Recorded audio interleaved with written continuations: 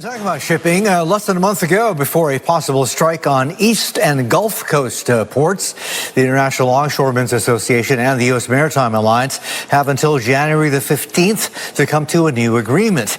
Now, automation has been the sticking point between both sides. Worries about a strike on the East Coast, plus the looming tariffs under an incoming Trump administration driving up traffic on the West Coast.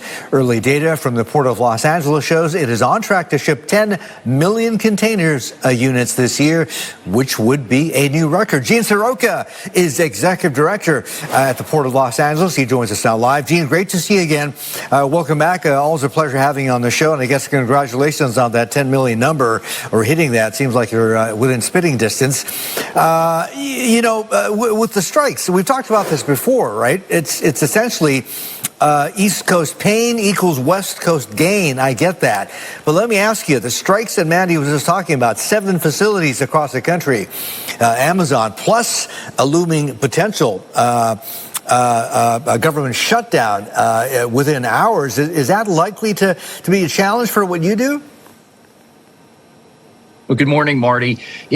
There's not a day that goes by that something doesn't impact our supply chain, and we have to continue to stay nimble and flexible in moving all this cargo.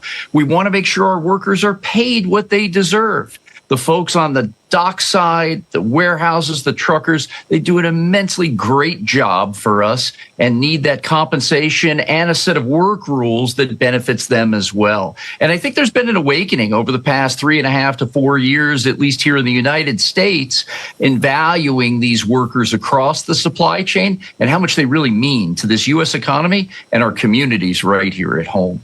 Here at the Port of Los Angeles, we're on track for our second best year ever. And one of the interesting stats, Marty, is that from July through October, we moved more cargo than we did at the height of the surge during COVID-19, and not one ship was backed up. We took a lot from that time. We learned a lot, worked closer together, and the efficiencies now that we've employed here at the port are starting to pay dividends.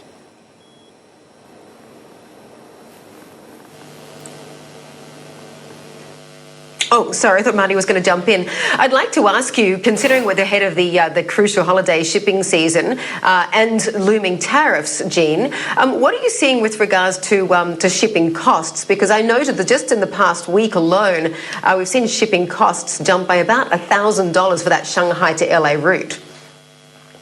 Yeah, you're right, Mandy. And that's a situational look at supply demand. In the Trans-Pacific trade, most of the import contracts are on an annual basis and some even multi-year. So these movements on what we call the spot rate don't impact the majority of the cargo owners. About 95% of all the trade is under that annual contracting scenario. But if you're trying to get a little bit more in, if you've gone above your plan, that's where those costs may come in here at crunch time in getting the goods to market here towards the end of the holiday shopping season. It appears, though, that everybody has been on schedule.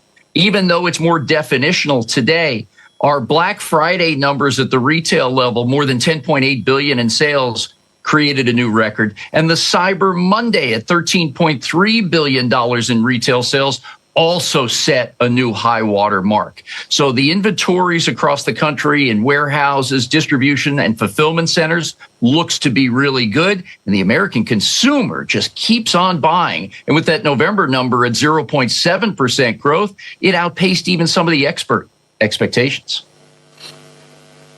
But how do you expect those impending tariffs from the new Trump administration to impact the volume of cargo, Gene, next year and beyond? Because, you could maybe, just guess that if it costs more to be importing Chinese goods or goods from Mexico, etc., and there's more of a push, naturally, to manufacture things there in the United States, that might mean that cargo volumes drop. Or am I oversimplifying it? You're spot on, Mandy. We have some experience in this area as well. When the first round of tariffs went in back in Q1 of 2018. We saw a lot of run up in cargo before implementation dates and then pretty big drop offs thereafter. In fact, at the end of 2019, the cargo dropped in Q4 by about 16% because we had inventory levels just filled to the gills in all these warehouses. We are seeing a number of importers try to pull forward their inventory, ship a little bit early, build up their stocks in the event the tariffs do come in to the extent they were talked about. We also know there's a long way from the campaign trail to public policy, and deal making is a hallmark of trying to work through a lot of this discussion. And it's still early. Inauguration Day is on January 20th. Cabinet members seeking Senate confirmation will follow in the weeks and months thereafter. But I think as we look right now, some importers are hedging that tariffs will come in, trying to build up that stock and keep their cost basis low for the time being until that policy becomes more clear. Great to talk to you as always, and best of luck for the holiday season. Busy job that you have. Thank you so much, Jean Seroka from the Port of Los Angeles.